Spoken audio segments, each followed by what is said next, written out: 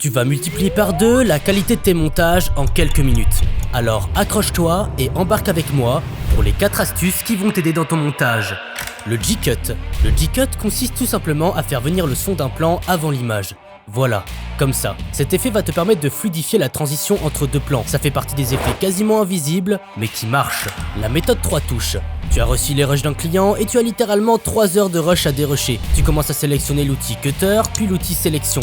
Mais tu fais une grosse erreur. Rends-toi dans Édition et raccourci clavier. Vous allez prendre 4 touches de votre clavier que vous souhaitez utiliser. De préférence, prenez des touches qui sont assez proches. On va chercher outil Sélection, mettre la première touche. Outil Cutter et mettre la seconde touche. Supprimer et raccorder, mettre la troisième touche. Puis effacer et mettre la quatrième touche. Super!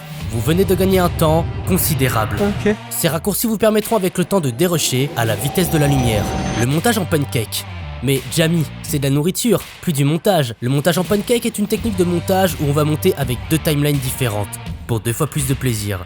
Oubliez ce que je viens de dire. Ça consiste à créer une deuxième séquence comme ici avec des plans d'illustration pour ma vidéo sur les tueurs en série. Dans la séquence du haut que j'ai appelée insert, j'ai mis tous les plans que j'avais sélectionnés au préalable pour mes illustrations et en dessous, ma vidéo de en cours de montage. Quand j'ai besoin d'illustrer tel ou tel propos, je vais dans la séquence du dessus, je regarde un peu, puis je glisse la vidéo que je veux dans la séquence du dessous et le tour est joué. Les marges admissibles et la règle des tiers.